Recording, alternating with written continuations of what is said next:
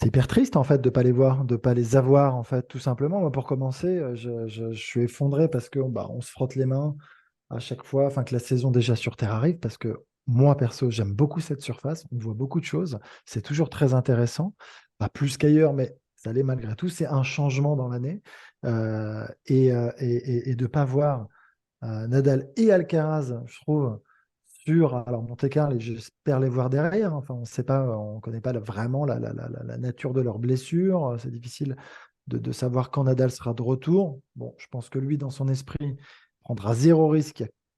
Roland en ligne de mire et surtout Roland. Je crois qu'on va pas là-dessus, on ne se trompera pas en disant ça. Et après, et Alcaraz, on se frottait les mains, on regarde un petit peu justement des tournois et de la manière dont il a joué depuis sa reprise. C'est dur parce qu'il va y avoir tout le monde et qu'on aurait aimé voir Alcaraz bah, continuer un petit peu sur sa lancée. Donc, c'est tout simplement ça, moi, la première chose. Ça s'éternise quand même parce que Nadal s'est fait éliminer, donc, comme tu l'as rappelé tout à l'heure, au deuxième tour de l'Open d'Australie, c'était la mi-janvier. Et il a plus rejoué depuis. Au départ, c'était sa blessure musculaire à la hanche, c'était censé l'éloigner 6 à 8 semaines des cours. Là, on est à plus de 2 mois et Presque et 3, oui. même presque 3.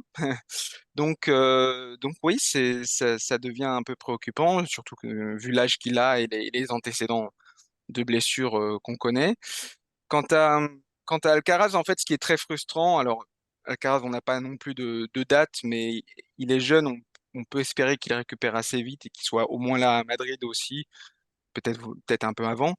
Mais ce qui est très frustrant surtout, c'est qu'on se disait qu'à Monte-Carlo, on allait enfin avoir Les les retrouvailles. retrouvailles attendues avec Djokovic et cette dimension C'était pas garanti supplémentaire. quand même. Non, c'était pas garanti. Il Mais en faut tout qu'ils se cas, dans jouent le en finale, tableau, hein, donc, ils étaient censés être dans le même tableau, donc ça Il est pimentait un peu les de, choses. voilà, Ça pimentait un peu les d'émulation. choses.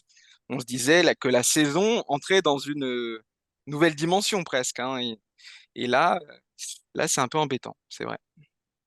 mais Nadal, lui, il a jamais changé de discours hein, depuis le début. Hein. Il a Mm. toujours dit je reviendrai quand je reviendrai. Alors certes, c'est pas très satisfaisant comme déclaration, mais lui il n'a jamais dit je reviendrai à telle date ou à tel endroit. Hein. Il y a encore assez peu de temps, enfin assez peu de temps.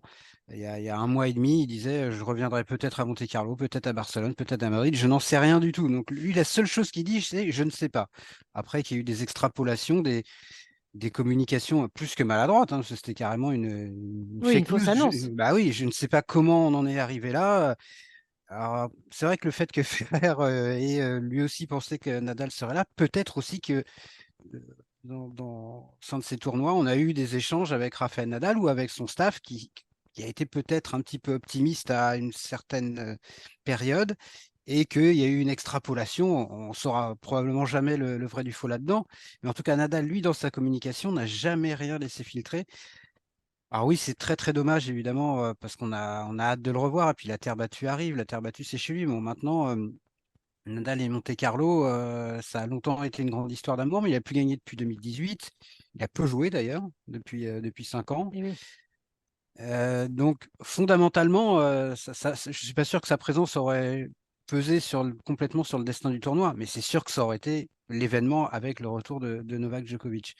Mais je crois qu'Arnaud l'a évoqué tout à l'heure. Nadal, il a qu'un seul objectif, c'est Roland-Garros. Monte-Carlo, Barcelone, Rome, Madrid, tout ça. Je dirais pas qu'il C'est de la s'en moque, préparation. mais oui, si Roland-Garros était dans 15 jours, peut-être qu'il aurait joué la semaine prochaine. Ça, c'est même probable. Je pense qu'il se dit qu'il a encore du temps. C'est vrai qu'on l'a beaucoup vu s'entraîner. Il y a beaucoup d'images qui circulent.